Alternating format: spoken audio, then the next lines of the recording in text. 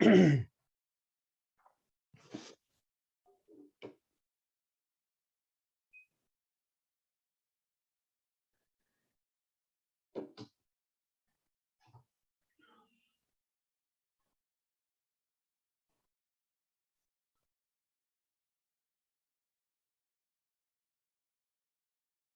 evening to all of you.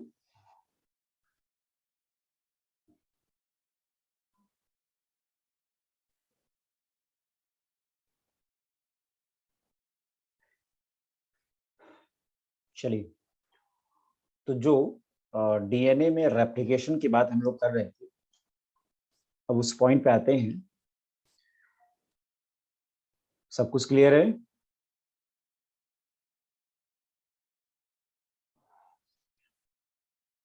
ठीक है। तो डीएनए रेप्लिकेशन जो हमने पढ़ा था कि सेमी कंजर्वेटिव टाइप का होता है, अब उसकी क्या मैकेनिज्म है उसको टारगेट करते हैं। तो मैकेनिज्म ऑफ डीएनए रेप्लिकेशन की अब शुरुआत करने वाले हैं, और इसमें कुछ पर्टिकुलर स्लाइडें आपको दिखाई जाएंगी, इसमें डायग्राम भी आपको दिखेगा। अगर इसमें कोई भी डाउट होगा तो आप उस डाउट को नोट कर लेना। मैं उसके बाद डायग्रामेटिक रिप्रेजेंटेशन से आपको सारी बातें समझाऊंगा। बेसिकली यहाँ पर है क्या कि कई सारे एंजाइम यहाँ पे इन्वॉल्व होने हैं, और उन एंजाइम्स का रोल क्या है वो आपको डायग्राम में दिखेगा। तो सिंक्रोनाइजेशन के साथ उन एंजाइम्स के रोल को हमें याद रखना है। तो स्टेप बाय स्टेप पहले जो डिफरेंट एंजाइम आपके आने वाले वो डायग्राम में, स्लाइड में आपको दिखेंगे। फिर उसके बाद एक साथ उनको मैं एक साथ सिंक्रोनाइज करूंगा और उनका क्या फंक्शन है वो हम याद कर लेंगे। ठीक है। तो सबसे पहले मैकेनिज्म में यहां पर हम बात करेंगे अनवाइंडिंग या अनजिपिंग। अनवाइंडिंग या अनजिपिंग क्या मतलब है इसका, इसकी बात कर लें। आपको दिख रहा है कि ये डीएनए जो है वो बाइंड है इस तरह से। डीएनए डबल स्ट्रैंड होता है, हेलिकल फॉर्म में आपने रिप्रेजेंट कर भी दिया। ये डीएनए एक दूसरे से इस तरह से बाइंड होता है। इसको हमें खोलना है, इसको हमें खोलना है। जैसे कि मान लो आप अगर कुछ इस तरह से देखो कि ये वायर है, दिख रहा है आपको। अब यहाँ पे अगर हम बात करें, ये वायर, इसमें आप देख रहे हो डीएनए कुछ इस तरह से, ये ऐसे कॉइल है ना। इसके कॉइलिंग को हमें ओपन करना है। तो डीएनए की दोनों स्ट्रैंड, आपको पता है नॉर्मली डीएनए ऐसे नहीं होता, ये डीएनए ऐसे नहीं होता, लेकिन इस तरह से हम रिप्रेजेंट करके इस बात को समझने वाले हैं। तो आप बताओ डीएनए के दोनों स्ट्रैंड के बीच में कौन सा बॉन्ड होता है? डीएनए के हाइड्रोजन बॉन्ड, बिल्कुल। तो यहाँ पर ये आपका डीएनए इस तरह से फाइल्ड है, और हम उस हाइड्रोजन बॉन्ड को तोड़ेंगे तो डीएनए की दोनों स्ट्रैंड दूसरे से अलग होगी। तो अनजिपिंग, जैसे आप जिप की बात करते हो, जिप को ओपन करते हो, तो उस तरह से कुछ बात होने वाली। अनवाइंडिंग यानी डीएनए को खोलना, या अनजिपिंग, इस पॉइंट पर आते हैं। यहां पर आपने रिप्रेजेंट किया ORI, origin of replication. That means जो डीएनए है उसमें एक पर्टिकुलर पोजीशन पे जहां से डीएनए रेप्लिकेशन की शुरुआत होती है उसको हम क्या बोलते हैं? ORI। तो यहाँ पर ORI आपने रिप्रेजेंट किया, मतलब डीएनए रेप्लिकेशन यहीं से शुरू होने वाला है। एक और बात आपको बता दूं, चाहे डीएनए रेप्लिकेशन हो, चाहे आरएनए का फॉर्मेशन हो, चाहे प्रोटीन फॉर्मेशन हो, चाहे जीन रेगुलेशन, ये आगे आने वाले डिफरेंट पॉइंट है जो हम मॉलिक्यूलर बेसिस ऑफ इनहेरिटेंस में पढ़ते हैं।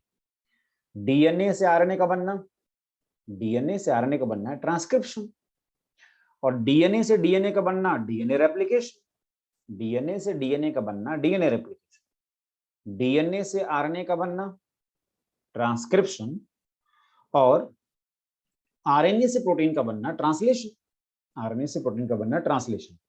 अब रेप्लिकेशन, ट्रांसक्रिप्शन और ट्रांसलेशन आपको पता है प्रोकैरियोटिक और यूकैरियोटिक दोनों में, प्रोकैरियोटिक और यूकैरियोटिक दोनों में होता है। लेकिन अपने सिलेबस में मेनली प्रोकैरियोटिक को टारगेट किया गया। एनसीईआरटी ने क्या किया है कि कहीं कहीं पर प्रोकैरियोटिक के साथ साथ यूकैरियोटिक भी बात की है। तो जितना पॉइंट एनसीईआरटी ने यूकैरियोटिक के लिए बोला है वो हम भी यहाँ पर डिस्कस कर लेंगे, लेकिन मेनली टारगेट किसको किया गया है? प्रोकैरियोटिक को। यानी प्रोकैरियोटिक में ट्रांसक्रिप्शन, प्रोकैरियोटिक में रेप्लिकेशन, प्रोकैरियोटिक में ट्रांसलेशन, ये मेनली हम टारगेट करेंगे। बीच बीच में प्रोकैरियोटिक के कंपैरिजन में यूकैरियोटिक में क्या डिफरेंसेस है, वो पॉइंट जो अपने सिलेबस में वो भी आपको मिलने वाला है यहाँ पर, लेकिन मेनली हमें टारगेट किसको करना है, प्रोकैरियोटिक। तो पॉइंट पे आते हैं, ORI जहां से डीएनए रेप्लिकेशन की शुरुआत होती है। तो यहाँ पर आपने एक एंजाइम को रिप्रेजेंट किया, डीएनए हेलिकेज। हेलिकेज वो एंजाइम है जो हाइड्रोजन बॉन्ड को तोड़ता है, और हाइड्रोजन बॉन्ड जब टूटेगा तो डीएनए की दोनों नेचर से अलग होगी। तो यहाँ पर आपने बोल दिया ये हेलिकेज, ये हेलिकेज, ये हाइड्रोजन बॉन्ड को तोड़ेगा, और जब हेलिकेज ब्रेक हाइड्रोजन बॉन्ड, यहाँ पर कोफैक्टर मैग्नीशियम आयन चाहिए, main enzyme for unwinding. Main enzyme है अनवाइंडिंग का कौन, हेलिकेज। मैग्नीशियम आयन के प्रेजेंस में ये हाइड्रोजन बॉन्ड को तोड़ेगा और डीएनए खुलेगा। तो आपने बोला कि डीएनए इस तरह से अनवाइंड। तो इसने क्या किया, इधर से हाइड्रोजन बॉन्ड को तोड़ा, ये हाइड्रोजन बॉन्ड को तोड़ा, और डीएनए इस तरह से खुल गया। इनके बीच जो ये हाइड्रोजन बॉन्ड था वो टूट गया और डीएनए अनवाइंड हो गया, राइट, डीएनए अनवाइंड हो गया, ठीक है। अब बेसिकली है क्या, एनसीईआरटी ने डीएनए रेप्लिकेशन में सिर्फ एक डायग्राम बनाया, डीएनए रेप्लिकेशन में सिर्फ एक डायग्राम बनाया, और उस एक डायग्राम से उसने रेप्लिकेशन को कंप्लीट कर दिया। हम यहाँ पर कई सारे डायग्राम, क्योंकि यहाँ पर कई सारे एंजाइम इन्वॉल्व होंगे, उनके लिए स्टेप बाय स्टेप कई सारे डायग्राम आपके सामने, ठीक है। एनसीईआरटी वाला डायग्राम अगर हम अपने लेवल पे बात करें तो डायग्रामेटिक रिप्रेजेंटेशन से अगर क्वेश्चन पूछा जाएगा तो डेफिनेटली वो डायग्राम किसका होगा, एनसीईआरटी वाला। तो आगे चल के एनसीईआरटी वाला डायग्राम भी अपने डायग्राम में आ जाएगा, लेकिन कौन सा एनसीईआरटी वाला डायग्राम है वो जब आएगा तो बता भी दूंगा। लेकिन अगर सारे एंजाइम्स के फंक्शन को समझना है तो डायग्राम के थ्रू इसको हम समझ सकते हैं। तो ORI किसी ने पूछा, लग रहा है किसी को अभी ज्वाइन कर रहा है। ORI मैंने बोला ओरिजिन ऑफ रेप्लिकेशन, जहां से, जैसे मान लो अगर यहाँ पे होता तो यहाँ से रेप्लिकेशन की शुरुआत होती, तो जहां से ORI है वहीं से डीएनए रेप्लिकेशन की स्टार्ट होती है, यानी वो पॉइंट जहां से रेप्लिकेशन शुरू होता है उसको ORI बोलते हैं। और हेलिकेज वो एंजाइम है जो हाइड्रोजन को तोड़ेगा और डीएनए को अनवाइंड करेगा। अच्छा आप ये बताओ, जैसे अगर हम सपोज इसकी बात करते हैं, यहाँ पर आपने बचपन में ये रस्सी तो खोली होगी, ऐसे ऐसे रस्सी को अगर हम इसको अनवाइंड करें, सपोज यही हाइड्रोजन बॉन्ड टूट रहा है, इसको अनवाइंड करें, इसको अनवाइंड करें, तो जब हम रस्सी को खोलते हैं, ऐसे खोलते हैं, तो इधर वाला एरिया जो होता है ना और कॉइल्ड होने लगता है, इसकी कॉइलिंग और बढ़ जाती है, राइट। अगर मैं रस्सी को, सपोज जो कॉइल है उसकी कॉइलिंग को खोलता हूँ तो इधर में और वो सुपर कॉइल हो जाता है, और जैसा आपने देखा यहाँ पे ये दिखाएगा, ये दिखा है ना। इस कॉइलिंग को भी हमें खोलना है, इस कॉइलिंग को भी हमें खोलना है। तो ये काम कौन करेगा, इसको आगे देखते हैं। तो यहां पर आपने बोला कि अब जो डीएनए खुल गया है, इससे आगे जुड़ जाएगा SSB, single standard binding protein. भाई आपको पता है ये डीएनए डबल स्टैंडर्ड था, लेकिन यहाँ पर ये और ये डीएनए क्या हो गया, सिंगल स्टैंडर्ड। तो इससे आगे जुड़ गया single standard binding protein, prevent the reformation of hydrogen bond, इनके बीच फिर से हाइड्रोजन बॉन्ड ना बन जाए, ये जो ओपन हुआ है ये फिर से बंद ना हो जाए, इसके लिए जिम्मेदार है SSB protein, single standard binding protein, single standard binding protein, ठीक है। और इसके बाद यहाँ पर आपने बोला ये जो सुपर कॉइलिंग है टोपो आइसोमरेज है, prevent super coiling, prevent super coiling, यानी यहाँ पे जो सुपर कॉइलिंग बन रही है इसको रोकने के लिए जिम्मेदार कौन है, टोपो आइसोमरेज। कौन है, टोपो आइसोमरेज। कोई पूछ रहा है sir how to find out ORI, आपसे ये तो नहीं पूछा जाएगा बेटा डीएनए में कहाँ पर ORI गिवन हो। आप लोग हर क्वेश्चन में हाउ व्हाट ऐसे मत पूछा करो, how to find out ORI। तुम्हें तो अपने लेवल पे तो डीएनए नहीं दिखाई देगा, जीनी नहीं दिखाई देगा, तो आप बोलो how to find out DNA, ये भी क्वेश्चन हो सकता है ना, ठीक है। तो ये सुपर कॉइलिंग को रिमूव करने के लिए टोपोइसोमरेज, 3 पॉइंट यहाँ पर हमने डिस्कस किया, और इन सबको मैं एक बार फिर से रिपीट करता हूँ, और मैं इन सबके लिए अलग से डायग्राम भी बनाऊंगा, आपको समझाऊंगा।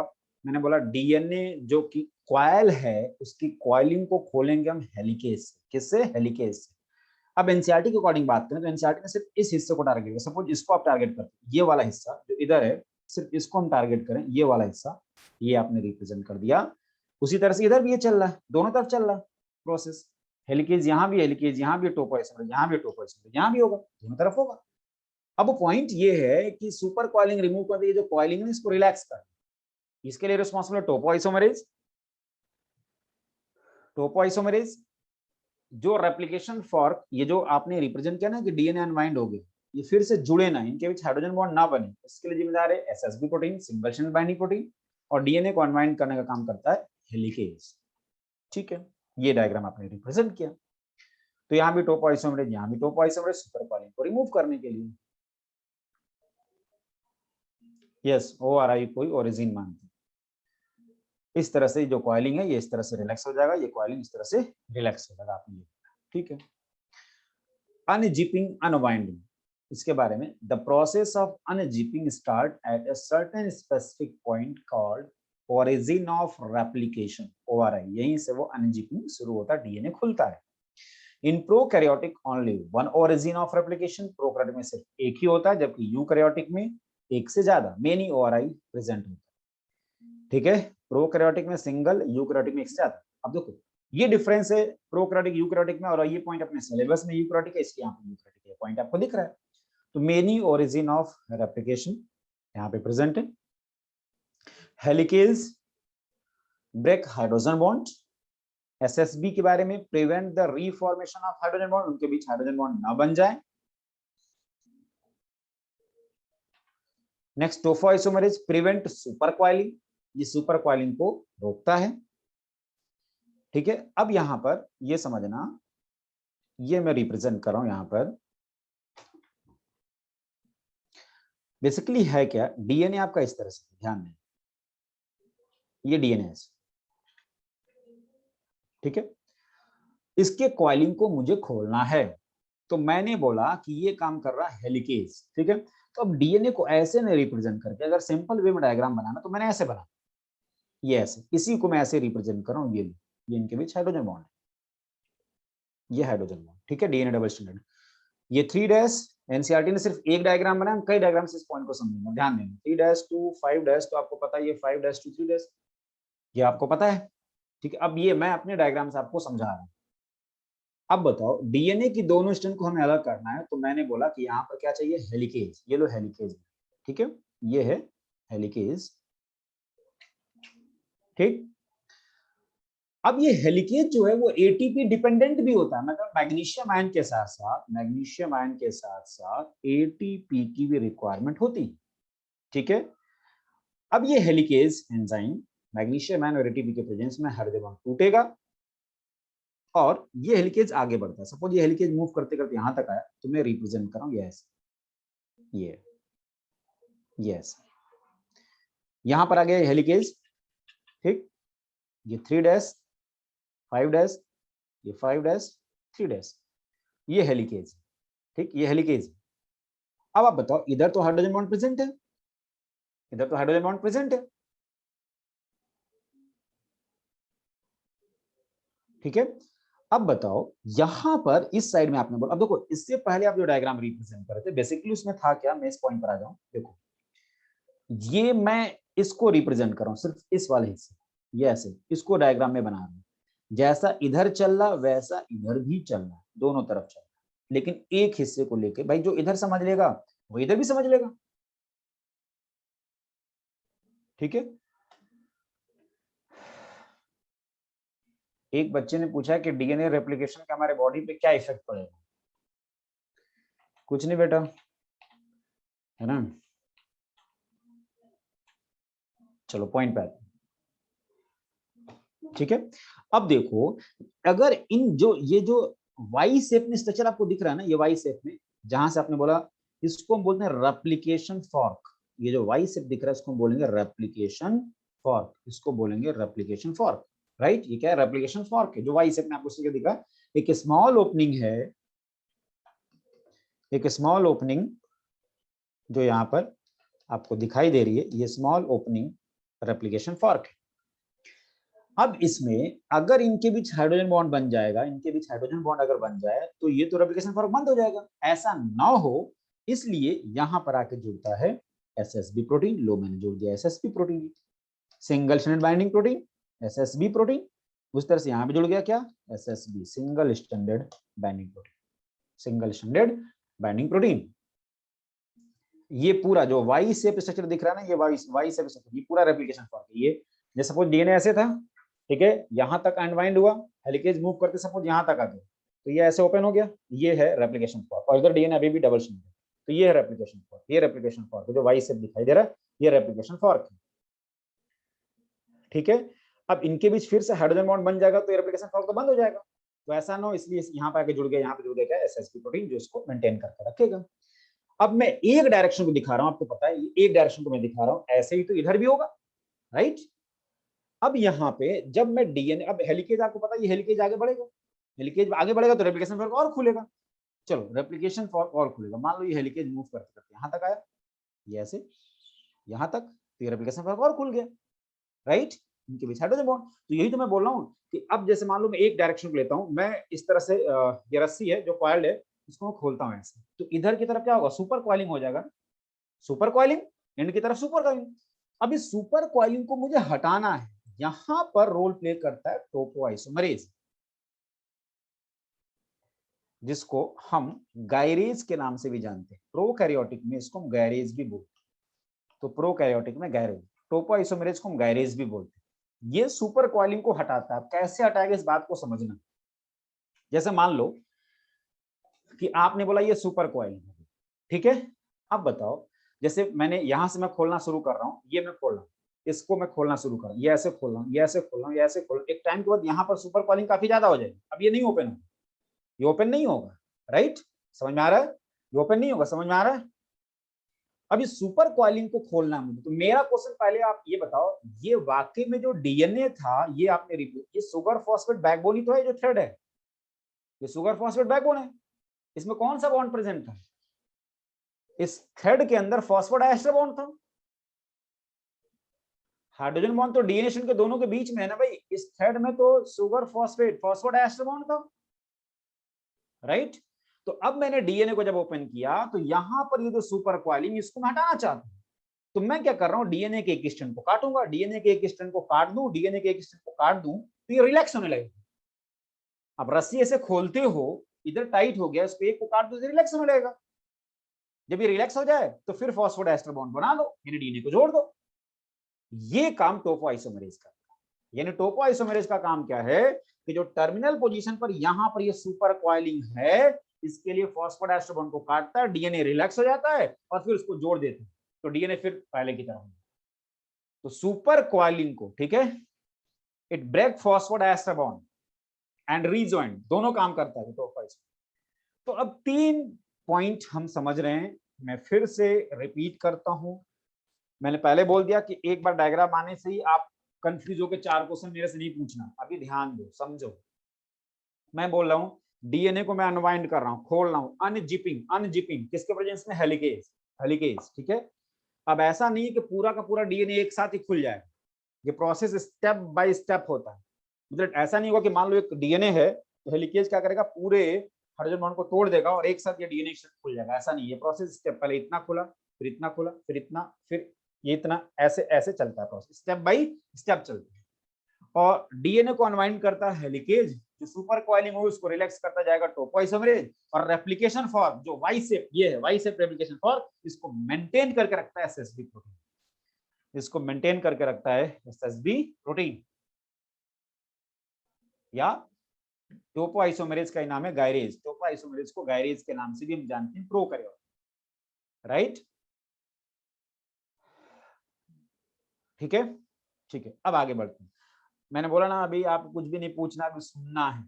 अब ये डीएनए जो अनवाइंड हो चुका है, याद रखना, यहां पर मैं दिखाऊंगा एसएसबी को, यहां पर मैं दिखाऊंगा हेलिकेज को, और यहां अगर ऐसे दिखा दूं समझना टोपोआइसोमरेज, यहां ऐसे दिखा दूं समझना टोपोआइसोमरेज।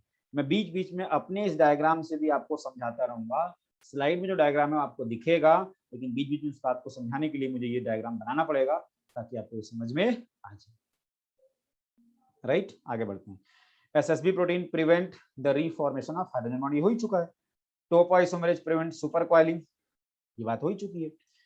अब आते हैं स्टेप 2 में, फॉर्मेशन ऑफ न्यू चेन। भाई डीएनए खोला आपने और आप नया चेन बनाना चाहते हो, तो ये कैसे बनेगा, इसके लिए भी एंजाइम चाहिए। पहला point, always in 5 to 3 direction, ठीक है। डीएनए का फॉर्मेशन जो होगा वो 5 to 3 होगा, 5 to 3 होगा। अब जो लिखा है सर, कोई सर कैसे 5 to 3 क्या है, अभी कुछ भी नहीं बोलना, अभी सुनना है ना। 5 to 3 होते हैं, ठीक है। नेक्स्ट है बाई डायरेक्शनल होता है, डीएनए रेप्लिकेशन कैसा होता है, बाई डायरेक्शनल होता है, ठीक है। नेक्स्ट है अभी सुनते जाओ। मेन एंजाइम क्या है? DNA dependent DNA polymerase. DNA dependent DNA polymerase prokaryotic में 3 टाइप का है DNA polymerase, first second third. Eukaryotic में 5 टाइप का है। प्रोकैरियोटिक में 3 है और यूकैरियोटिक में 5 है। इनमें से जो मेन है वो डीएनए पॉलीमरेज थर्ड है। डीएनए रेप्लिकेशन करता है मेनली वो डीएनए पॉलीमरेज थर्ड होता है। फर्स्ट सेकंड भी इसका भी कुछ काम है, आपको पता चल जाएगा।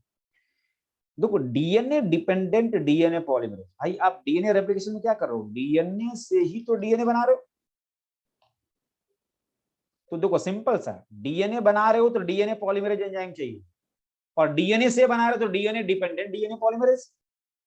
डीएनए से डीएनए बना रहे हो तो डीएनए डिपेंडेंट डीएनए पॉलीमरेज। इसका मतलब जब ट्रांसक्रिप्शन में जाएंगे और डीएनए से आरएनए बनाएंगे, तो आरएनए बना रहे हो तो आरएनए पॉलीमरेज चाहिए, और डीएनए से बना रहे हो तो उसको बोल सकते हैं डीएनए डिपेंडेंट आरएनए पॉलीमरेज बोल सकते हैं। समझ में आ रहा नाम? ये जो नाम मैंने बोले समझ में आ रहा है? ठीक है, जो भी पॉइंट है मैंने बोला सबको मैं डायग्राम से समझाऊंगा, तो आपको परेशान नहीं होना। मैंने बोला कि डीएनए से हम डीएनए बना रहे हैं, तो डीएनए बन रहा है तो इसको क्या बोलेंगे? DNA polymerase. और डीएनए से बनना तो उस एंजाइम का नाम हो जाएगा डीएनए डिपेंडेंट डीएनए पॉलीमरेज। इस तरह से भी इसको रिप्रेजेंट कर सकते हैं, ठीक है ना? आगे बढ़ते हैं। अब देखो यहां पर ये डिफरेंट एंजाइम है डीएनए। अब देखो यहाँ पर डिटेल में यूकैरियोटिक भले ही आपने लिख दिया, लेकिन आप टारगेट किसको कर रहे हो? प्रोकैरियोटिक। मैंने आपसे बोला था ना मेनली हमें किसको टारगेट करना? प्रोकैरियोटिक, ठीक है। DNA polymerase first second third. अब इसके बारे में discovered by Kornberg. Least reactive in replication, काफी लिस्ट रिएक्टिव होता है। मेन एंजाइम ऑफ रेप्लिकेशन, मैंने बोला था थोड़ी देर पहले कि DNA polymerase third main enzyme होता है डीएनए रेप्लिकेशन, ठीक है। अब इसके बाद जितने भी ये पॉइंट आपने यहाँ पे लिखा है, ये शायद मैं रीड करूंगा और आपको समझ में नहीं आए, इसलिए क्योंकि ये काम होता हुआ दिखता आपको तो समझ में आता।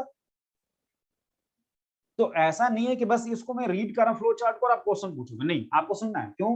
क्योंकि इसका जब डायग्राम आएगा, इसका फंक्शन दिखेगा, तो सारे पॉइंट अपने आप समझ में आ जाएंगे। तो क्या हमें समझना है? आपको ये समझ में आ रहा है किसका क्या रोल है, वो समझने के लिए डायग्राम बनाएंगे। 5 to 3 डायरेक्शन में पॉलीमराइजेशन यानी चेन फॉर्मेशन, हमेशा एक बात बता दूं, चाहे डीएनए का फॉर्मेशन हो, चाहे आरएनए का फॉर्मेशन हो, चाहे प्रोटीन का फॉर्मेशन हो, डायरेक्शन एक ही होता है, 5' to 3'। तीनों का मैंने एक साथ बोल दिया, फिलहाल अभी हम डीएनए की बात करें। तो डीएनए का रेप्लिकेशन होता है, डायरेक्शन होगा 5' to 3'। डीएनए किधर से किधर बनता है? 5' to 3' बनता है, ठीक है।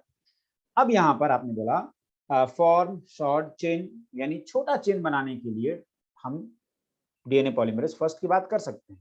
डीएनए पॉलीमरेज सेकंड भी शॉर्ट चेन बनाता है, और बड़ा चेन है मतलब बड़ा डीएनए फ्रेगमेंट है उसका डीएनए रेप्लिकेशन कराना, तो डीएनए पॉलीमरेज थर्ड।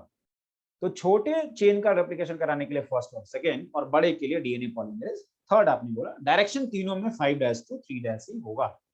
एक बात। दूसरी बात, रिमूव आरएनए प्राइमर। अब आरएनए प्राइमर कहां से आएगा हमें पता ही नहीं, बट ठीक है देखते हैं। रिमूव आरएनए प्राइमर कौन? डीएनए पॉलीमरेज फर्स्ट हटा जाता है, सेकंड और थर्ड नहीं हटा। तो आरएनए प्राइमर को हटाने का काम कौन करता है? DNA polymerase first. ये समझ में आ रहा है आरएनए प्राइमर है क्या, क्या रोल प्ले करेगा, ये डिस्कस करेंगे। डीएनए रिपेयरिंग, तीनों मतलब जो फर्स्ट और सेकंड है वो करेगा, और थर्ड डीएनए रिपेयरिंग में पार्टिसिपेट नहीं करता है। डीएनए रिपेयरिंग क्या है ये भी समझना होगा, ठीक है। 5' to 3 एक्सो न्यूक्लियस एक्टिविटी। अब एक्सो और एंडो क्या, ये भी अपने को नहीं पता। मैंने पहले बोल दिया कि ये पॉइंट डाउट क्रिएट करते हैं, तो इसका मतलब क्या वो आपको समझ में आ जाए। 5' to 3' एक्सो न्यूक्लियस और 3 to 5 एक्सो न्यूक्लियस एक्टिविटी में आपने देखा कि देखो 5 to 3 में एक्सो न्यूक्लियस एक्टिविटी की बात करें 5 to 3, तो बस डीएनए पॉलीमरेज फर्स्ट है, और 3 to 5 में फर्स्ट भी है, सेकेंड भी है, थर्ड भी है। तो क्या मैं बोल सकता हूं कि 5 to 3 as well as 3 to 5 दोनों डायरेक्शन में एक्सो न्यूक्लियस एक्टिविटी कौन दिखाता है? फर्स्ट दिखाता है। कौन दिखाता है? फर्स्ट दिखाता है, ठीक। अब एक्सो और एंडो न्यूक्लियस है क्या, मैं इस पर एक डायग्राम से आपको समझा दूं। ये दोनों टर्म हमें आगे आने वाले। देखो ये डीएनए है, ये डीएनए, ठीक है। डीएनए को जो किनारे पे कट करें टर्मिनल पोजीशन पे, वो एक्सो, एक्सो मतलब बाहर।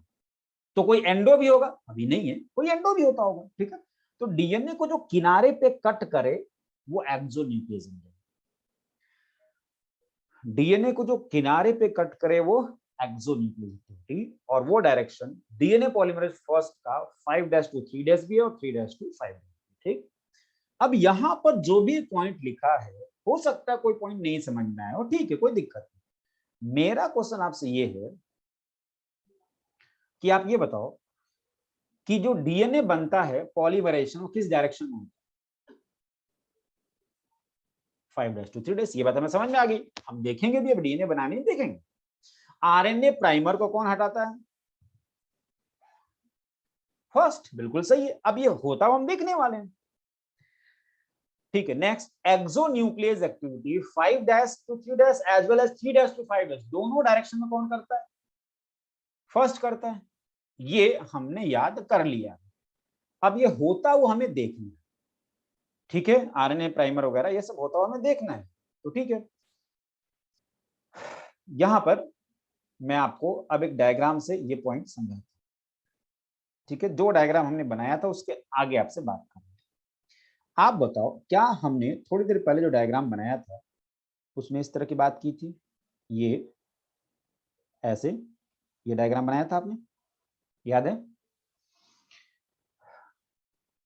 3' to 5', 5' to 3'। ठीक है, अब मैं पूछता हूं, बताओ यहाँ पर ये क्या है? हेलिकेज, बिल्कुल सही। ये क्या बोलो? टोपो आइसोमेरेज, ये सुपर कॉइलिंग को रिलैक्स, टोपो आइसोमेरेज। ठीक है, और यहाँ पर ऐसे क्या दिखाया था मैंने? SSB protein. इसकी बात हो चुकी थी, एसएसबी प्रोटीन, राइट? बात हो चुकी थी ना? ठीक है, अब बताओ, यहां पर मैंने लिख दिया ये ए है, ये टी है, ये जी है, ये सी है, ये टी है, सपोज लिख दिया, तो इसका कॉम्प्लीमेंट्री यहां पर होगा। ए की जगह यहां पर ये टी होगा, ये ए होगा, ये सी होगा, ये जी होगा, ये ए होगा, ये होगा ना? ठीक है, ये अलग हो गया। अब हम चाहते हैं कि इससे डीएनए बने, तो इससे डीएनए हमें बनाना है। अच्छा, आप बताओ, शायद ये पेरेंटल स्ट्रैंड होगा, ये पेरेंट होगा, और इससे नया डीएनए बना दे तो न्यूली सिंथेसाइज हो जाएगा। ये भी पेरेंटल स्ट्रैंड है, याद होगा, सेमी कंजर्वेटिव आपने पढ़ा है। अब हो क्या रहा है, डीएनए बनाने वाला जो मेन एंजाइम है आपका, भाई हम क्या चाहते हैं? हम ये चाहते हैं कि इससे डीएनए बन जाए इस तरह से। और डीएनए बनाने का मतलब, अगर यहाँ पर ए है तो यहाँ पर टी होगा, टी है तो ए होगा, जी है तो सी होगा, सी है तो जी होगा, टी है तो ए होगा। अब आप बताओ, क्या ये 3' to 5' है? जो नया डीएनए बनेगा उसका डायरेक्शन क्या होगा? 5' to 3'। 5' to 3'। ठीक है, वैसे यहां पर भी अगर डीएनए बनाओगे तो देखो, यहाँ पर डीएनए बनता, अब ये देखो, ये 3' to 5' इधर से इधर है, तो यहाँ पर ये क्योंकि डीएनए की दोनों चीज दूसरे के एंटी पैरेलल होती है, ये 5' to 3' कैसे बनेगा? अब पता आपको ए होगा तो यहाँ पे क्या होगा, ये आपको पता है, ऐसे हम चाहते हैं बनाना। तो बताओ, क्या ये पैरेंटल ये न्यूली सिंथेसाइज हो जाएगा? वैसे ये पैरेंटल ये न्यूली सिंथेसाइज हो जाएगा। तो नया डीएनए जो भी बनेगा वो डायरेक्शन क्या होगा? 5' to 3', एक इधर से इधर बनेगा और एक 5' to 3' इधर से इधर बनेगा, क्योंकि डीएनए की दोनों चीज दूसरे के एंटी पैरेलल है, राइट? अब ये बनाता कौन है डीएनए? तो आपको पता है डीएनए पॉलीमरेज बनाएगा, और डीएनए पॉलीमरेज में भी स्पेशली डीएनए पॉलीमरेज थर्ड मैंने बोला, डीएनए पॉलीमरेज थर्ड बोला था, यही बोला था ना। लेकिन समस्या ये है कि डीएनए पॉलीमरेज डीएनए से डीएनए खुद नहीं बना सकता, वो शुरुआत नहीं कर सकता, वो शुरुआत नहीं कर सकता। उसको शुरू करने के लिए आरएनए प्राइमर की आवश्यकता है, शुरू करने के लिए आरएनए प्राइमर की आवश्यकता होती है, राइट? यानी बेसिकली होता क्या है, अब मैं जो डायग्राम बना रहा हूं उसको ध्यान से देखना। ये रिप्रेजेंट किया, अब बताओ यहां पर ये क्या था? बताओ क्या है ये? हेलिकेज। ये बताओ, टोपोइसोमेरेज। ये 3', 5', 5', 3',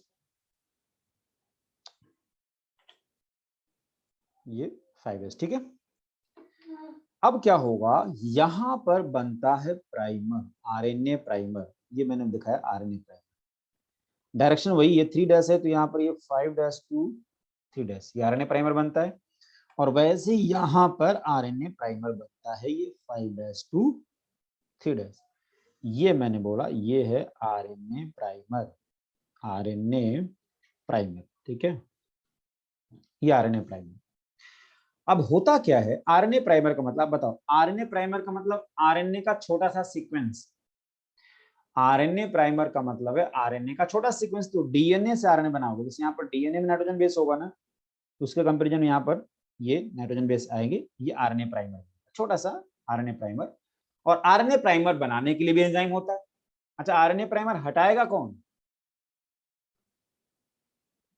फर्स्ट, है ना, लेकिन कोई बनाएगा भी तो, वो बनाता है प्राइमेज एंजाइम, या आरएनए पॉलीमरेज भी बोलते हैं। तो प्राइमेज एंजाइम या आरएनए पॉलीमरेज बनाता है। तो आरएनए प्राइमर चाहिए। वाकई में आरएनए प्राइमर क्यों चाहिए? क्योंकि जितने भी डीएनए पॉलीमरेज एंजाइम प्रोकैरियोटिक में, चाहे वो फर्स्ट हो, चाहे सेकंड हो, चाहे थर्ड, उन सबको फ्री ओएच चाहिए। फ्री ओएच चाहिए, ओएच याद रखना। और आप बताओ, इधर ये 5 डैश, इधर 3 डैश, तो क्या 3 डैश की तरफ ओएच होता है?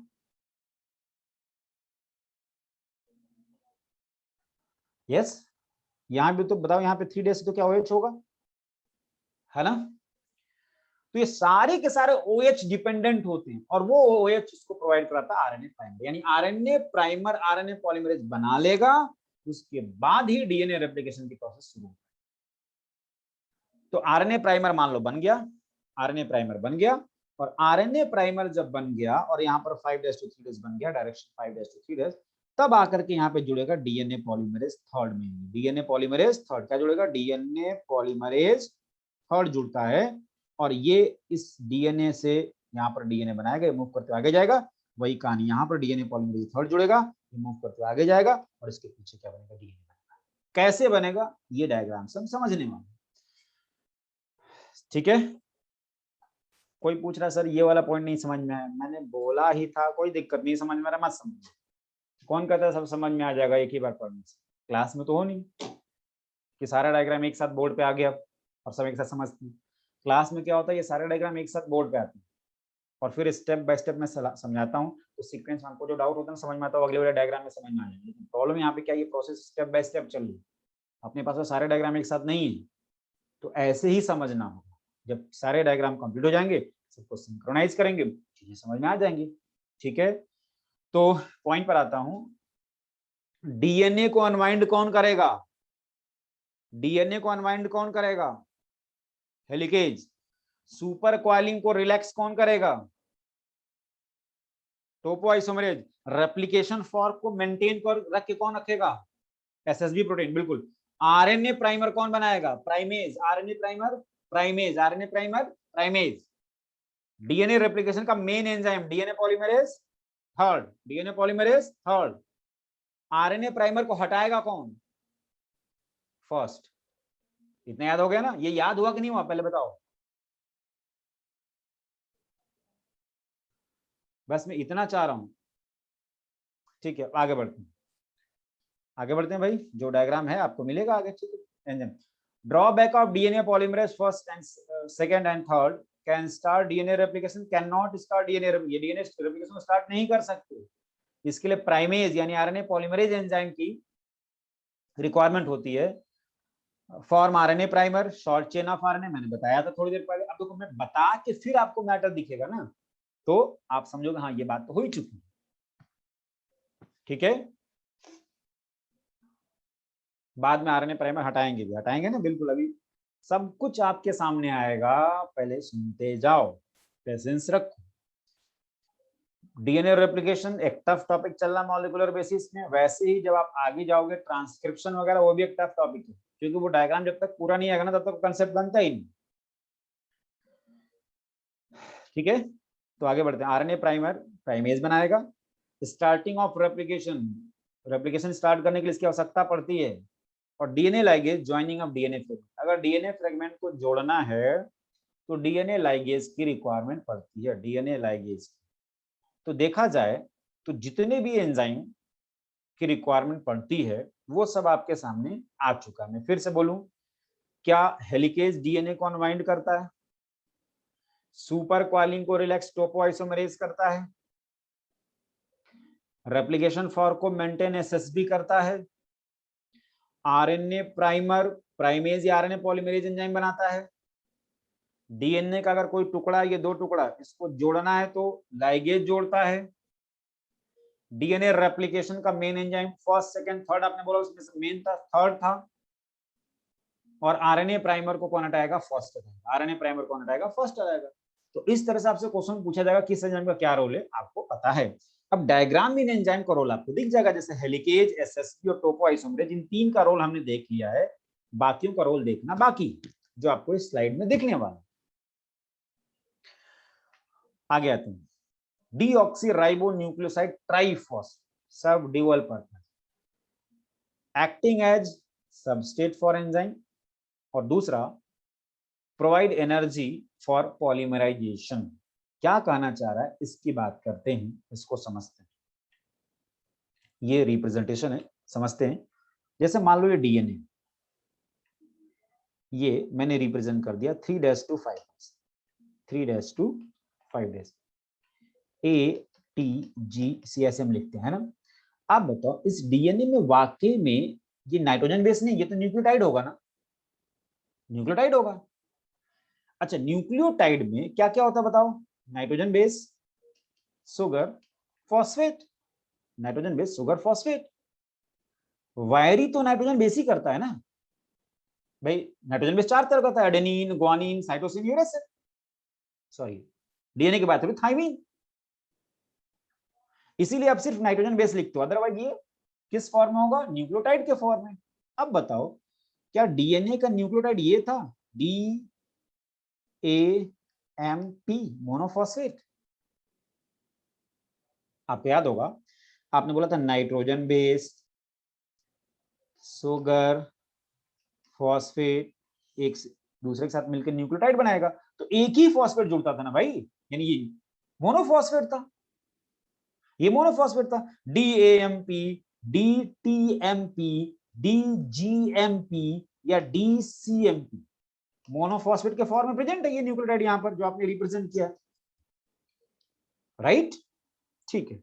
अब बताओ अगर हमें डीएनए रेप्लिकेशन कराना, सपोज आपने बोला ये 3' to 5', यहाँ पे आपने बोला ये A है, ये T है, ये G है, ये C है, न्यूक्लियोटाइड मोनोफॉस्फेट में प्रेजेंट है, तो जो नया डीएनए बनेगा डायरेक्शन आपको पता है, उसका डायरेक्शन होगा 5' to 3'। तो आपने बोला यहाँ पर आएगा T आएगा, यहाँ पर A आएगा, यहाँ पर C आएगा, यहाँ पर G आएगा। तो ये जो न्यूक्लियोटाइड यहाँ पर आएंगे ये भी तो मोनोफॉस्फेट के फॉर्म में प्रेजेंट होंगे। किसी को यही नहीं समझ में आ रहा ये है क्या? न्यूक्लियोटाइड है, deoxy adenosine monophosphate, deoxy adenylic acid.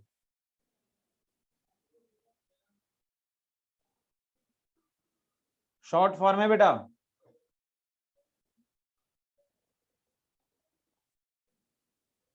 चलो ठीक है।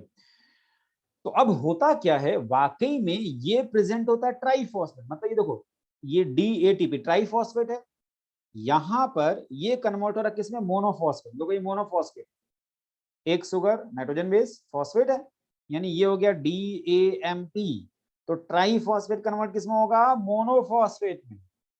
तो ये मोनोफॉस्फेट यहां पर डीएनए में प्रेजेंट होगा, न कि ट्राइफॉस्फेट। तो आपने बोला डीऑक्सीराइबो न्यूक्लियोसाइड ट्राइफॉस्फेट का 2 काम है। एक, जब आप बताओ DATP कन्वर्ट होगा DAMP में, तो क्या यही सबस्ट्रेट है जो डीएनए बनाने में लगने वाला है? तो एक तो ये सबस्ट्रेट प्रोवाइड करा रहा है, दूसरा जब ATP AMP में टूटेगा तो एनर्जी भी तो निकलेगा, वो एनर्जी डीएनए रेप्लिकेशन में यूटिलाइज हो जाता है, वो एनर्जी डीएनए रेप्लिकेशन में यूटिलाइज हो जाता है। दैट मींस डीऑक्सीराइबोन्यूक्लियोसाइड ट्राइफॉस्फेट का काम क्या है? Acting as substrate for enzyme. For enzyme क्या? मेनली आप मान के चलो कि DNA replication, DNA replication. Finally हम डीएनए रेप्लिकेशन की तो बात कर रहे हैं। और दूसरा provided energy for polymerisation, polymerisation के लिए एंजाइम प्रोवाइड कराता है। तो इस तरह से ये ट्राइफॉस्फेट डीएनए पॉलीमरेज के प्रेजेंस में कन्वर्ट हो रहा है मोनोफॉस्फेट में, और यहाँ पर ये एनर्जी भी पायरोफॉस्फेट है, ये प्रोवाइडेड एनर्जी, और ये सबस्ट्रेट। तो ट्राइफॉस्फेट मोनोफॉस्फेट में कन्वर्ट होता है, उस दौरान एनर्जी और सबस्ट्रेट दोनों मिलता है। यानी वाकई में होगा क्या? DATP, DGTP, DCTP, इस तरह से ये सब कन्वर्ट किसमें होंगे? AMP, यहाँ पर DGMP, तो ये सबस्ट्रेट हो गया और इस दौरान जो एनर्जी रिलीज हो रहा है वो डीएनए रेप्लिकेशन में यूटिलाइज। किसी ने पूछा ये सब आया कहाँ? बेटा जहां पर डीएनए रेप्लिकेशन चल रहा वहां पर ये सारी रिक्वायरमेंट, सारे एंजाइम कहाँ से आए? जो एंजाइम आप लिख रहे हो ये कहाँ से आए? ये भी वहां पे प्रेजेंट है भाई। जो भी रिक्वायरमेंट है वो तो सेल के अंदर ही है भाई, है ना। कोई पूछ रहा है इसका फुल फॉर्म क्या है? सब हो चुका है बेटा, है ना। न्यूक्लियोटाइड, जिस दिन न्यूक्लियोसाइड पढ़ा था पहला लेक्चर, उस दिन देखो क्या था इसका फुल फॉर्म। अब आते हैं यहाँ पर, ये डायग्राम बेसिकली एनसीईआरटी वाला है जो आप रिप्रेजेंट कर रहे हो। इसी तरह का डायग्राम एनसीईआरटी ने बनाया, एक डायग्राम और खत्म हो गया। ये रेप्लिकेशन फॉर्क है, ये जो वाई शेप में आपको दिखाई दे रहा है ये रेप्लिकेशन फॉर्क है ना। और यहाँ पे ये आपने रिप्रेजेंट कर दिया आरएनए प्राइमर, देखो 5' 3' बना, ये आरएनए प्राइमर है। उस तरह से यहाँ पर आपने आरएनए प्राइमर और फिर आपने क्या बना दिया? डीएनए बना दिया। यहाँ पे क्या बनाया? ये डीएनए। नेक्स्ट है सेम यहाँ पर ये आरएनए प्राइमर और फिर ये डीएनए बनाया। तो डीएनए जो बन रहा है, नहीं बेटा वहां पर यूरेसिल होगा। मतलब मान लो यहाँ पर आपने बोला ये ए है, यहाँ टी है, यहाँ जी है, ठीक है। तो ए की जगह यहाँ पर टी नहीं होगा, यू होगा। टी की जगह ए होगा, जी की जगह सी होगा, ऐसे चलता है, राइट। अच्छा किसी को इसमें अगर दिक्कत है तो मैं बताऊं कुछ और। आरएनए में क्या होगा पता है ना? थायमिन की जगह यूरेसिल होता है, थायमिन की जगह यूरेसिल होता है, पता है ना भाई। तो बेसिकली देखो यहाँ पर आपने क्या बनाया? ये आरएनए प्राइमर है पहले, ये आरएनए प्राइमर बना। तो आरएनए प्राइमर का डायरेक्शन देखो 5' 3' और यहाँ पे 3' होगा तो OH होगा, OH होगा तो डीएनए पॉलीमरेज थर्ड अपना काम करेगा, डीएनए पॉलीमरेज थर्ड आके जुड़ा, ये मूव करते करते सपोज यहाँ तक आ गया, तो इसके पीछे क्या बन गया? ये डीएनए बन गया, इसके पीछे डीएनए बन गया। ये ऐसे प्रोसेस होता है। वैसे ही सेम यहाँ पर ये आरएनए प्राइमर है 5' डीएनए की दोनों से एक दूसरे के एंटी पैरेलल है। तो एक देखो ये जो रेप्लिकेशन फॉर्क आपने रिप्रेजेंट किया, एक डीएनए रेप्लिकेशन फॉर्क की तरफ बन रहा है और एक रेप्लिकेशन फॉर्क से दूर जा रहा है, ठीक है। ठीक, तो सेम इस तरह से डीएनए का रेप्लिकेशन हो रहा है। आगे ये आपने दिखाया। अब आगे बढ़ते हैं, डीएनए जो बना, अब आगे हेलिकेज अगर आगे और बढ़ गया, हेलिकेज बेसिकली ये रेप्लिकेशन फॉर्क इसके लिए बोला, हेलिकेज और आगे बढ़ जाएगा तो रेप्लिकेशन फॉर्क और खुलेगा। तो आपने यहाँ पे लिखा रेप्लिकेशन फॉर्क और खुल गया। लो भाई अब बताओ, यहाँ पर था ये 5' 3', यहाँ पर जो डीएनए बन गया उसका डायरेक्शन आपको पता है 5' 3'। यहाँ पर भी आपको पता है ये पहले इतना खुला था, ये पहले इतना, मतलब ये ऐसे इतना खुला हुआ, अब ये और आगे बढ़ जाए हेलिकेज तो रेप्लिकेशन फॉर्क और ज्यादा खुल जाएगा। बेसिकली रेप्लिकेशन फॉर्क ये है बेटा, ये है ना। अब बताओ अगर ये और खुल जाएगा तो इधर फिर डीएनए बनेगा। अब बताओ क्या यहाँ पर जो डीएनए बना उसका ये 3' है? क्या यहाँ पर OH है? तो यहाँ पे फिर आरएनए प्राइमर क्या हो सकता? नहीं है। डीएनए पॉलीमरेज थर्ड यहाँ जुड़ेगा, यहाँ पर जुड़ेगा, यहाँ पर, और मूव करते करते यहाँ तक आया, इसके पीछे डीएनए इस तरह से बनता जाएगा। फिर बताओ ये हेलिकेज अगर ये इधर है, ये हेलिकेज और आगे अगर जाए, मान लो हेलिकेज ऊपर जाएगा तो बताओ क्या होगा? ये रेप्लिकेशन फॉर्क खुलेगा। फिर वही बात, ये 5' ये क्या है? यहाँ पर जो डीएनए बना वो 5' 3' है, यहाँ पे 3' है। फिर हेलिकेज आगे खोला, DNA, DNA polymerase third DNA बनाएगा, और आपको पता है यहाँ पर ए होगा तो इधर टी होगा, इधर जी है तो इधर सी होगा, इस तरह से डीएनए बनता जाएगा। वैसे ही अगर इधर आ जाए, बताओ डीएनए यहाँ पे तो इधर से इधर बनना है ना, तो यहाँ पे फिर से आरएनए प्राइमर चाहिए, यहाँ पर फिर से आरएनए प्राइमर चाहिए, क्योंकि इधर तो आरएनए प्राइमर है ही नहीं, यहाँ पे तो आरएनए प्राइमर जो था वो यहाँ पे आ गया, ये 5' 3' तो फिर से आरएनए प्राइमर यहाँ पे चाहिए 5' 3' यानी फिर प्राइमर बनाने के लिए प्राइमर एंजाइम ये सब चाहिए। अब उसके बाद ये 5' 3' है, ये 3' मिल गया, OH मिल गया, इससे अटैच होगा डीएनए पॉलीमरेज थर्ड, मूव करते करते सपोज यहाँ तक आया, इसके पीछे क्या बन जाएगा? ये डीएनए बन जाएगा ऐसे 5' 3' आपको पता है 5' 3 डीएनए बना, और ये आपने बोल दिया आरएनए प्राइमर है। सपोज ऐसे मैंने आरएनए प्राइमर को दिखाया, ये आरएनए प्राइमर था। तो यहां पर कुछ नहीं बेटा, OH चाहिए डीएनए रेप्लिकेशन कराने के लिए, डीएनए पॉलीमरेज थर्ड उससे जुड़ता है, वो प्लेटफॉर्म प्रोवाइड कराता है जुड़ने के लिए। तो यहां पर बताओ क्या इधर डीएनए टुकड़ों में बन गया, एक ये टुकड़ा हो गया, एक ये टुकड़े होगा, जबकि यहाँ पर डीएनए कॉन्टिन्यूअस बनता है। यहाँ पर डीएनए, इधर डीएनए कॉन्टिन्यूअस बनता है, इधर डीएनए टुकड़ों में बनता है, ठीक है। इस तरह से ये ऐसे डीएनए टुकड़ों में बनेगा। तो देखो जो डीएनए कॉन्टिन्यूअस बनता है उसको हम बोलते हैं फॉर्म लीडिंग और कॉन्टिन्यूअस स्ट्रैंड, ठीक है। और जो जो कॉन्टिन्यूअस बन रहा है और जो टुकड़ों में बन रहा है उसको बोलते हैं लैगिंग डिसकॉन्टिन्यूअस स्ट्रैंड या ओकाजाकी सेगमेंट। ओकाजाकी सेगमेंट क्या बोलेंगे? Okazaki segment. एक बार और आपको समझाता हूं मैं कि आखिर ये टुकड़ों में क्यों बनना है। देखो, अगर बात समझना, ये डीएनए की दोनों स्ट्रैंड, सपोज ये ऐसे, उनके बीच हाइड्रोजन बॉन्ड, अगर ये हाइड्रोजन बॉन्ड सारे के सारे एक साथ टूट जाते हैं और डीएनए की दोनों चीज दूसरे से अलग हो जाती है, ऐसा होता नहीं है। हो जाती तो क्या होता, जैसा हम आगे चल के पीसीआर में पढ़ेंगे, एक इंस्ट्रूमेंट है पीसीआर, उसमें ऐसा ही होता है। ये आपने बोला ये 3 डैश, ये 5 डैश, ये 5 डैश, ये 3 डैश, ठीक है। अब बताओ, यहां पर आपका आके जुड़ गया मान लो प्राइमर, ये लो प्राइमर है, ये मैंने प्राइमर दिखा दिया, ये क्या है 5 डैश टू 3 डैश, ठीक। यहाँ पर OH है, 3 डैश है तो OH है। यहाँ पर डीएनए पॉलीमरेज थर्ड जुड़ा, ये मूव करते करते यहाँ तक आया और इसके पीछे क्या बन गया? डीएनए बन गया। इस तरह से डीएनए बन जाएगा। वैसे यहाँ पर ये प्राइमर आता, ये प्राइमर, ये 5 डैश टू 3 डैश, यहाँ पर OH है, ये यहाँ जुड़ता, फिर ये मूव करते करते यहाँ तक आता, इसके पीछे डीएनए बनता। अच्छा, डीएनए बनने का मतलब आपको पता है, यहाँ पर ए है तो यहाँ पर टी आएगा, यहाँ जी है तो यहाँ पर सी आएगा, यहाँ पर टी है तो यहाँ पर ए आएगा। ये न्यूक्लियोटाइड एक दूसरे से फॉस्फोडाइएस्टर बॉन्ड से जुड़ते जाएंगे। शुगर फॉस्फेट बैकबोन है ना, फॉस्फोडाइएस्टर बॉन्ड से जुड़ते जाएंगे। ये सब काम कौन कर रहा है? DNA polymerase. मतलब उसकी स्पीड इतनी ज्यादा है कि इधर ए है तो इधर टी लगेगा, जी है तो सी है, और ट्राइफॉस्फेट को मोनोफॉस्फेट में कन्वर्ट भी करता जाएगा। तो बताओ, इधर भी डीएनए कॉन्टिन्यूअस बन गया और इधर भी डीएनए कॉन्टिन्यूअस बन गया। लेकिन बायोलॉजिकल सिस्टम में ऐसा नहीं होता है कि सारे के सारे हाइड्रोजन बॉन्ड एक साथ टूट जाए।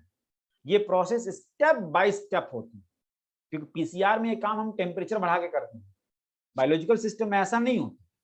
तो क्योंकि एक साथ तोड़ोगे तो वहां पर एनर्जी की रिक्वायरमेंट बहुत ज्यादा हो जाएगी, इसलिए प्रोसेस स्टेप बाय स्टेप होता है। डीएनए ठीक है, टुकड़ों में बन गया, एक एंजाइम आपने पढ़ा था लाइगेज, जिसका काम था डीएनए को जोड़ना, उससे हम जोड़ सकते हैं, ठीक है। तो इसलिए प्रोसेस स्टेप बाय स्टेप होता है। यानी यहां पर अब क्या होगा, बायोलॉजिकल सिस्टम में क्या हो रहा है समझना, ताकि एक तरफ क्यों बन रहा है ऐसा आपको समझ में आ जाए। ये सपोज यहाँ पर हेलिकेज आया, ये मूव करते करते सपोज यहाँ तक, ठीक है, तो इसने डीएनए को ऐसे ओपन कर दिया, सपोज यहाँ तक आ गया, डीएनए यहाँ तक आ गया ओपन, ये हेलिकेज आ गया। बताओ, यहाँ पर ये 3 डैश, ये 5 डैश, ये 5 डैश, ये 3 डैश। अब यहाँ पर समझ में आ रहा है बच्चों? थोड़ा सा पेशेंस, मैकेनिज्म है। क्वेश्चन तो आप ऐसे सॉल्व कर लोगे, क्वेश्चन कोई दिक्कत नहीं है, लेकिन समझना होगा, ठीक है। तो देखो यहाँ पर क्या हो रहा है, ये है आपका प्राइमर, ये प्राइमर है 5 डैश टू 3 डैश। अब ये डीएनए रेप्लिकेशन फॉर्क की तरफ ही जा रहा है, यहाँ पर डीएनए पॉलीमरेज थर्ड मूव करते आया, ये बन गया डीएनए। यहां पर डीएनए आपको पता है रेप्लिकेशन फॉर्क से दूर जाएगा, ये आरएनए प्राइमर था, ये 5 डैश टू 3 डैश। अब यहाँ पे डीएनए पॉलीमरेज थर्ड जुड़ा, मूव करते यहां तक आया, इसके पीछे डीएनए बन गया ऐसे। लेकिन जब ये हेलिकेज आगे और बढ़ेगा और रेप्लिकेशन फॉर्क और खुलेगा, ये लो और खुल गया, यहां तक आ गया मूव कर। तो पहले तो यहां तक था सपोज, अभी मूव करते आगे तक बढ़ गया। तो अब बताओ, यहां पर ये प्राइमर था, डीएनए ऐसे आपने बनाया था 5 डैश टू 3 डैश, इधर तो 3 डैश मिल जाता है, इसलिए इधर डीएनए कॉन्टिन्यूअस बनता जाता है, जबकि यहां पर डीएनए तो ऐसे बना था, ये ऐसे। अब बताओ, यहां पर डीएनए हम ऐसे बनाएंगे तो कैसे बन पाएगा? इसका मतलब फिर से अगेन प्राइमर की रिक्वायरमेंट पड़ेगी, और यहाँ पे फिर प्राइमर चाहिए, और इसलिए प्राइमर आएगा, फिर इधर 3 डैश मिलेगा उसको, और फिर ये डीएनए बनाएगा। इस तरह से इधर डीएनए, जो मैं बोल रहा हूँ कि रेप्लिकेशन फॉर्क से दूर जा रहा है, ये टुकड़ों में बनता है, और यहाँ पर डीएनए कॉन्टिन्यूअस बनता है। जो कॉन्टिन्यूअस बनता है उसको लीडिंग स्ट्रैंड बोलते हैं, और जो टुकड़ों में बनना है उसको लैगिंग या ओकाजाकी सेगमेंट बोलते हैं, राइट। ये सारे पॉइंट्स, ठीक है।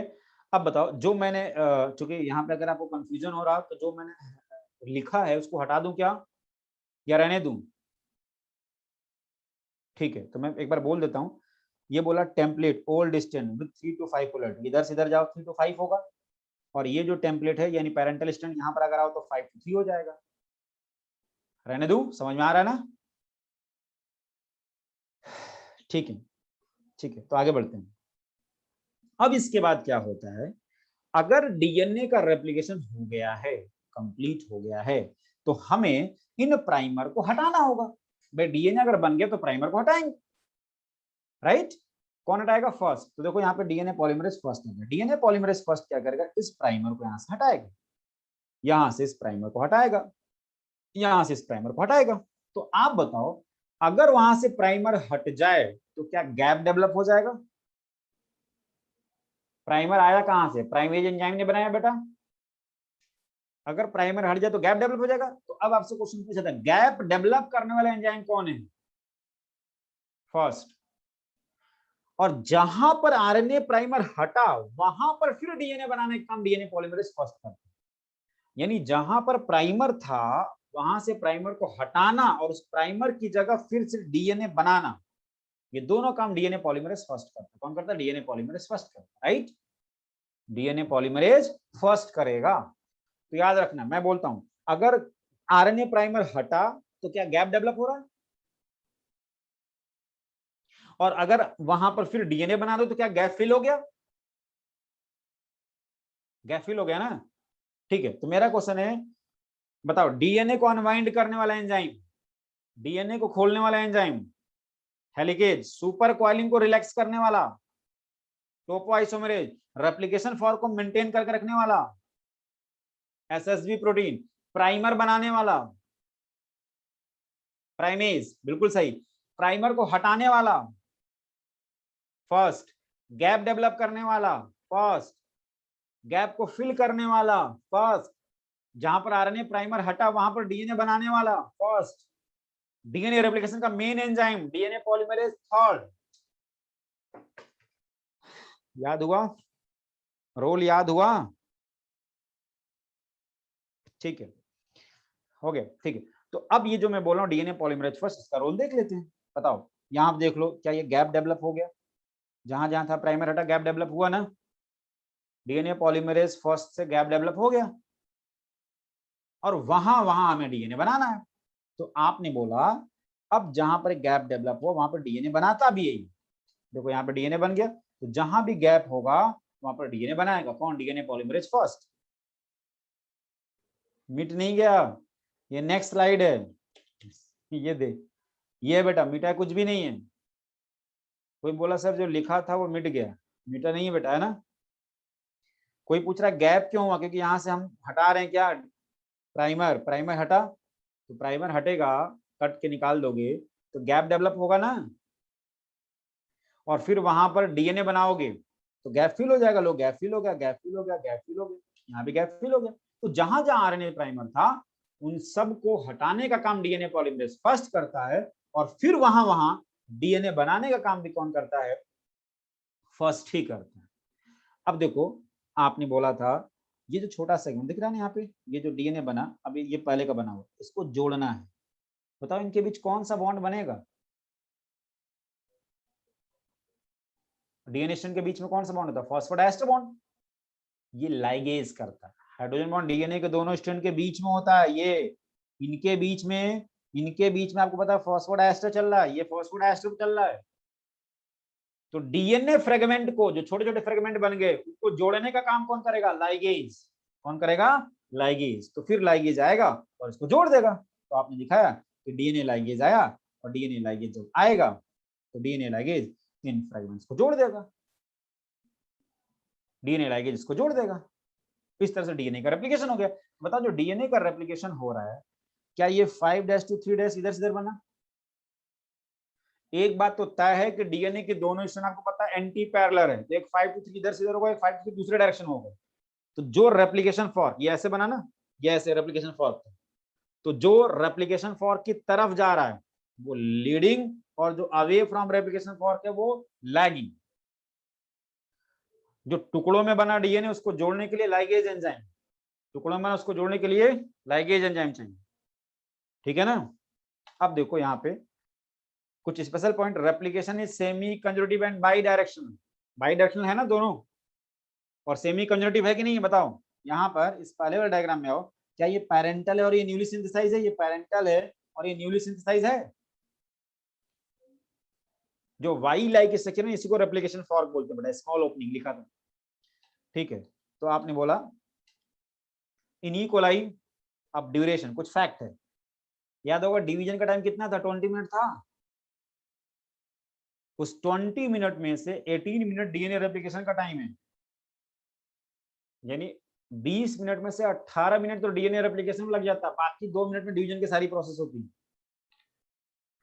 The average rate of polymerisation has to be approx 2000 base pair per second. अगर डीएनए पॉलीमरेज थर्ड आपका मेन एंजाइम है तो उसकी स्पीड है कि 2000 बेस पेयर पर सेकंड वो पॉलीमरेशन कराता है। मतलब सोचो कि पैरेंटल स्ट्रैंड यहाँ पर ए है और ये नया बनना, ए की जगह टी, जी की जगह सी, इस तरह से पर सेकंड 2000 बेस पेयर वो जोड़ता है ना। Next means replication is fast and accurate process. Fast और एक्यूरेट, बताओ यहाँ पर अगर इस तरह से डीएनए बना रहे हो, यहाँ पर ए है, टी है, जी है, सी है, टी है, ए है। अब ऐसे डीएनए का रेप्लिकेशन चलेगा तो यहाँ पर क्या आना चाहिए, टी यहाँ पर, ए यहाँ, सी यहाँ पे, जी यहाँ पर, ए यहाँ। अब बताओ गलती से अगर टी यहाँ पर है और यहाँ पर जी आ गया, ये तो क्या ये करेक्ट पेयरिंग है क्या, म्यूटेशन हो जाएगा। बिल्कुल सही। तो देखो होता क्या, ठीक है रुको, एक टर्म आपने पढ़ा था डीएनए रिपेयरिंग, क्या पढ़ा था, डीएनए रिपेयरिंग। तो होता क्या है, जब वाकई में होता क्या और हमें पढ़ना क्या, दोनों में डिफरेंस है। डीएनए जब रेप्लिकेशन होता है तो उसमें अगर कोई गलती होती है ना, उस गलती को सुधारने का भी काम होता है, इसको डीएनए रिपेयरिंग बोलते हैं। रेप्लिकेशन के दौरान रिपेयरिंग भी होती है ना। लेकिन रिपेयरिंग अपने सिलेबस में नहीं है, हमें सिर्फ डीएनए रेप्लिकेशन, यानी अपने लेवल पे बात करें तो सब कुछ ठीक हो रहा है, तो स्पीड भी होनी चाहिए और एक्यूरेटी भी होनी चाहिए। Any failure in cell division after DNA replication, DNA replication के बाद अगर सेल डिवाइड नहीं हुआ तो क्या हो जाएगा, पॉलीप्लॉइडी कंडीशन आ जाएगी, है ना। तो पॉलीप्लॉइडी हो जाएगी, क्या होगा, पॉलीप्लॉइडी। सब कुछ नहीं रिपेयर हो पाता बेटा, सब कुछ रिपेयर नहीं हो पाता, कहीं कुछ गलतियां छूट जाती है ना। अब किसी ने पूछा पॉलीप्लॉइडी क्या है, ये म्यूटेशन का पॉइंट है, एक तरह से मैं लिखता हूँ म्यूटेशन, और म्यूटेशन हमें आगे पढ़ना है डिटेल में, वहां पर पॉलीप्लॉइडी आपको समझ में आएगा कि क्या होता है। ओके, कुल मिला कैसे समझो, म्यूटेशन हो जाएगा। तो इस तरह से हमने ये डिफरेंट पॉइंट समझा। इसमें मैं आपसे ये बोलूं, बताओ समझना और जवाब देना। एक्सोन्यूक्लियस काटना बेटा, जैसे प्राइमर हटा रहे हो ना, प्राइमर हटा रहे हो तो प्राइमर हटा रहे हो तो कट रहा है, तभी तो हट रहा है। मैं बोलता हूँ देखो ऐसे, मैं अब एक डायग्राम बना रहा हूँ, आपको समझा रहा हूँ फिर से वो सारे कहानियां। बताओ क्या ये हेलिकेज है, डीएनए को अनवाइंड करने के लिए टोपोआइसोमरेज 3' 5' 5' 3'। यहाँ पर मैंने जोड़ दिया, ये बताओ क्या है, SSB, बिल्कुल सही। चलो अब बताओ क्या आएगा, इसके बाद क्या आएगा, आरएनए प्राइमर आएगा, ठीक है। ये मैंने आरएनए प्राइमर दिखा दिया 5' to 3'। बताओ यहाँ पे आरएनए प्राइमर आएगा 5' to 3'। बताओ इधर डीएनए अगर टुवर्ड्स रेप्लिकेशन फॉर्क है तो क्या कॉन्टिन्यूस बनेगा, डीएनए पॉलीमरेज थर्ड के प्रेजेंस में। उस तरह डीएनए पॉलीमरेज थर्ड मूव करते यहाँ तक है, इसके प्रेजेंस में क्या बना, ये डीएनए बन जाएगा। अब बताओ यहाँ पर ए है, टी है, जी है, सी है, तो यहाँ पर क्या होगा, टी होगा, ए होगा, सी होगा। ये न्यूक्लियोटाइड एक दूसरे से किसके प्रेजेंस में जुड़ते हैं, डीएनए पॉलीमरेज थर्ड, और इनके बीच फॉस्फोडाइस्टर बॉन्ड होगा, इनके बीच फॉस्फोडाइस्टर होगा। तो आपको पता है कि वाकई में हो क्या रहा है, DATP कन्वर्ट किस में हो रहा है, DAMP में, ट्राइफॉस्फेट मोनोफॉस्फेट में, और इस तरह से जुड़ते जाएंगे डायरेक्शन 5' to 3'। ये बात तो समझ में आएगी नहीं, इधर क्यों लीडिंग और इधर क्यों लैगिंग बनना, टुकड़ों में बनना, ये बात हो चुकी है ना। ठीक है, अब उसका जब डीएनए का रेप्लिकेशन हो गया, मान लो ये आपने रिप्रेजेंट कर दिया, ये हेलिकेज, ये टोपोआइसोमरेज, ये एसएसबी। तो मान लो यहाँ पर ये प्राइमर था, ये प्राइमर मैंने हटा दिया, तो प्राइमर को हटाओगे काट करके, ये एक्सोन्यूक्लियस एक्टिविटी है, कौन काट आएगा, डीएनए पॉलीमरेज फास्ट, ठीक है ना। तो जहां जहां प्राइमर है, सपोज यहाँ भी प्राइमर था, ये हट गया, यहाँ पर प्राइमर था, सपोज ये हट गया, तो गैप डेवलप हो गया, गैप डेवलप हुआ ना। और इस गैप को फिल भी कौन करेगा, डीएनए पॉलीमरेज फर्स्ट ही करेगा। तो जहां जहां गैप है वहां डीएनए बन गया, ऐसे गैप को फिल कर दिया डीएनए पॉलीमरेज फर्स्ट ने।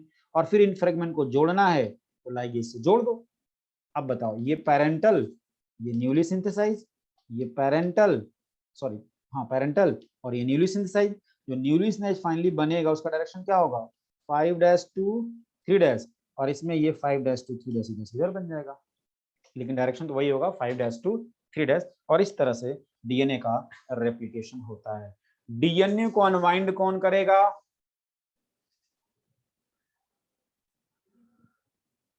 डीएनए में सुपर कॉइलिंग को रिलैक्स कौन करेगा, रेप्लिकेशन फॉर्म को मेंटेन कौन करेगा, प्राइमर बनाएगा कौन, प्राइमर हटाएगा कौन, गैप डेवलप कौन करेगा, गैप को फिल कौन करेगा, गैप डेवलप यानी प्राइमर हटाना, गैप को फिल करना यानी वहां पर डीएनए बनाना, और डीएनए फ्रेगमेंट को जोड़ेगा कौन, लाइगेज। क्या DNA replication semi conservative by direction होता है, इसमें एक और पॉइंट जोड़ता हूं, सेमी डिसकंटीन्यूअस भी बोलते हैं, सेमी डिसकंटीन्यूअस। सेमी डिसकंटीन्यूअस क्यों बोला, क्योंकि एक तरफ तो कॉन्टिन्यूअस बनना हो, दूसरी तरफ टुकड़ों में बनना, इसलिए हम क्या बोलते हैं, सेमी डिसकंटीन्यूअस भी बोलते हैं, राइट, सेमी डिसकंटीन्यूअस। तो सेमी कंजर्वेटिव, बाई डायरेक्शनल और सेमी डिसकंटीन्यूअस। सेकंड वाला में डिसकंटीन्यूअस, बिल्कुल सही। पॉलीमरेज सेकंड का रोल डीएनए रेप्लिकेशन में लिमिटेड होता है, क्या काम था वो फर्स्ट सेकंड थर्ड आपने एंजाइम में लिखा था बेटा, आपको पता है डीएनए में से 5-3 बनेगा, तो जो टेम्पलेट होगा उसकी पोलैरिटी इसके अपोजिट होगी। रिपेयरिंग का मतलब डीएनए में कुछ गलती उसको सुधार करना, बट वो अपने सिलेबस में नहीं, उसका मैकेनिज्म नहीं पढ़ना। अब आपको जो पूछना पूछ लो मेरे से। 5-3 हमेशा बनेगा बेटा, 5-5 एक साथ कैसे आएगा बेटा, 5-3 होगा, आपने गलत देखा होगा या जल्दी में मैंने लिखा होगा तो आपको ऐसे दिख रहा होगा, 5-3 होगा। कौन सा डायग्राम, ये वाला,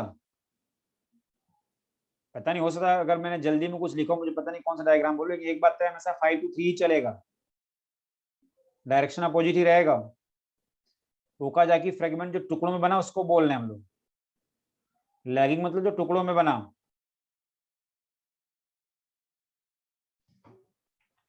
स्लीवलेस हेलिकेज का दूसरा नाम, स्लीवलेस हेलिकेज का दूसरा नाम है बेटा सिविलेज। देखो गायरेज, गायरेज किसको बोला आपने, टोपोआइसोमेरेज, गायरेज किसको बोला, टोपोआइसोमेरेज। ठीक है, अब आप क्या करना, सुनो, अगर टर्मिनल पे काटेंगे तो एक्सोन्यूक्लियस, किनारे पे कटता है एक्सोन्यूक्लियस मतलब काटना, किनारे पे कटेगा तो एक्सोन्यूक्लियस, और बीच में कटेगा तो एंडो। फिलहाल एक्सो ही आपको दिख रहा है, एक्सो एंडो हमें दोबारा पढ़ना है बायोटेक्नोलॉजी में, फिलहाल आपको एक्सो दिख रहा है। अब आपको करना क्या है, अब आपको करना क्या है कि जो मॉड्यूल में डिफरेंट क्वेश्चंस डीएनए के रेस्पेक्ट में, डीएनए कंप्लीट हो चुका है, nucleic acid, type of nucleic acid कितने तरह का था, 2 है ना, उसमें डीएनए कंप्लीट हो गया, अब हम आरएनए में आए, डीएनए कंप्लीट हो गया, आरएनए में आने वाला, ठीक है। तो अब बुधवार को जब अपना डाउट सेक्शन होगा उस दिन डीएनए से जितने भी क्वेश्चन आपने मॉड्यूल में देखे होंगे वो सब सॉल्व कर लेना, न्यूक्लिक एसिड में डीएनए, उनके क्वेश्चंस हम डिस्कस करेंगे, राइट, डीएनए से रिलेटेड जो क्वेश्चन वो डिस्कस करेंगे। अब हम इंटर करेंगे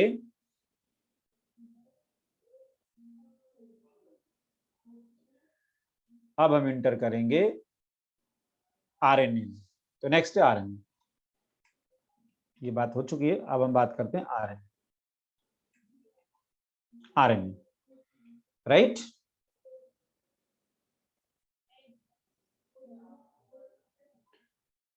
एक बार वो सारे क्वेश्चन, बेटा क्वेश्चन तो देख लेना ना। आरएनए पे आते हैं, आरएनए में polymer of ribo nucleotide, deoxy की जगह राइबो की बात करेंगे, सुगर राइबोज है, सुगर राइबोज है, नाइट्रोजन बेस में AGCU होगा, पता है आपको, जनरली यूजुअली सिंगल स्टैंडर्ड होता है, राइट, रेयरली डबल स्टैंडर्ड होता है, फॉर एग्जाम्पल रियो वायरस में डबल स्टैंडर्ड आरएनए होता है। देखो आपको पता है कि डीएनए भी सिंगल स्टैंडर्ड होता है, 5174 आपने लिखा है, लेकिन जब भी डीएनए आपसे बोला जाए ना तो माइंड में रखना कि ये क्या होगा, डबल स्टैंडर्ड। और आरएनए से जब भी पूछा जाए तो माइंड में रखना कि ये सिंगल स्टैंडर्ड होता है, जब तक कि वो एक्सेप्शन ना लिखा जाए, जब तक कि वो एक्सेप्शन ना लिखा जाए, राइट। अब मैं रियो वायरस बोलूंगा तब डबल स्टैंडर्ड मानना, तो सिंगल स्टैंडर्ड मानना। डीएनए में मैं 5174 बोलूंगा तब सिंगल स्टैंडर्ड। तो जब तक एक्सेप्शन ना दिया जाए, DNA double standard, RNA single standard. Genetic material DNA भी और आरएनए भी, लेकिन मैक्सिमम ऑर्गेनिज्म का जेनेटिक मटेरियल क्या है, डीएनए। क्या होता है, डीएनए होता है, ठीक है। अब अगर हम आरएनए की बात करें तो आरएनए, जेनेटिक आरएनए और जीनोमिक आरएनए, याद होगा मैंने बोला था कि कुछ ऑर्गेनिज्म का जेनेटिक मटेरियल आरएनए भी होता है। लेकिन अपने सिलेबस में जो ग्रिफिथ की बात हमने की थी या और भी डिफरेंट एक्सपेरिमेंट पढ़ा था, हमें प्रूव करना था कि डीएनए जेनेटिक मटेरियल है, वो एक्सपेरिमेंट अपने सिलेबस में था। नॉन जेनेटिक आरएनए क्या है, non genetic RNA. When RNA act as genetic material, उसको बोलेंगे genetic RNA. Some viruses, reo virus, TMV virus, QB bacteriophage, इसमें genetic material RNA. Non genetic में बेसिकली हमें इसी को टारगेट करना है, नॉन जेनेटिक को। RNA is not act as a genetic material, जो जेनेटिक मटेरियल की तरह काम नहीं करता। RNA ribosomal RNA, form structure of ribosome. MRNA messenger RNA, और फिर है मैसेज फॉर प्रोटीन सिंथेसिस। और tRNA transfer RNA, transfer of amino acid during the protein synthesis. अब देखो हो क्या रहा है, RNA form structure of ribosome, ribosome बना। एमआरएनए के पास मैसेज है प्रोटीन सिंथेसिस का, और tRNA transfer of amino acid during protein synthesis. ये तीनों आरएनए वो हैं जो प्रोटीन सिंथेसिस से रिलेटेड है, प्रोटीन सिंथेसिस, जिसको हम बोलने वाले हैं ट्रांसलेशन। ट्रांसलेशन, ठीक है। अब समस्या यहां पर क्या है, देखो कि अब हम नेक्स्ट लेक्चर में आरएनए, एमआरएनए, टीआरएनए के बारे में पढ़ेंगे, और इसका रोल जब पढ़ेंगे तो बार बार प्रोटीन टर्म यूज होगा कि एक प्रोटीन में ये हेल्प करता, प्रोटीन में ये हेल्प करता। अब बताओ, अभी हम ट्रांसलेशन तो पढ़ नहीं रहे, अभी तो हमें इन आरएनए को पढ़ने के बाद ट्रांसक्रिप्शन पढ़ना है। हम डीएनए से आरएनए बनाना चाहेंगे, डीएनए से आरएनए बनाना चाहेंगे, लेकिन समस्या ये कि इन आरएनए का रोल आपको दिखेगा जब आप प्रोटीन सिंथेसिस पढ़ोगे। तो कुछ पॉइंट इसके अभी समझ में आ जाएंगे नेक्स्ट लेक्चर में, और कुछ पॉइंट ऐसे होंगे जो अच्छी तरह से समझ में आएंगे जब आप प्रोटीन सिंथेसिस पढ़ोगे, क्योंकि वहां पर इनका रोल होता हुआ आपको दिखेगा। भाई आगे आने वाले 2 लेक्चर में हम शायद ये डिफरेंट आरएनए की बात कर लेंगे, ट्रांसक्रिप्शन की बात कर लेंगे, लेकिन ट्रांसलेशन नहीं आएगा। ट्रांसलेशन तो शायद 3 to 4 लेक्चर के बाद आएगा, और तब हमें इन आरएनए का रोल होता हुआ दिखाई देगा। इसलिए बेटर ये है कि जिस दिन ट्रांसलेशन आएगा, मैं बोलूंगा आपसे, और अभी भी बोल देता हूं कि आरआरएनए, एमआरएनए, टीआरएनए के डिफरेंट पॉइंट हम नेक्स्ट लेक्चर में डिस्कस करेंगे। जिस दिन ट्रांसलेशन पढ़ाऊंगा उससे पहले बोलूंगा कि एक बार रिवाइज करके आना, ताकि मैं बोल सकूं देखो ये पॉइंट हमने लिखा था और ट्रांसलेशन में ये होता हुआ आपको दिखाई दे, राइट। Okay, thank you. बाकी नेक्स्ट लेक्चर में बात करेंगे। Thank you. टेम्पलेट मेरा पैरेंटल है, टेम्पलेट यानी पैरेंटल स्ट्रैंड, जिससे आप नया डीएनए बना रहे हो, टेम्पलेट है। Okay, thank you.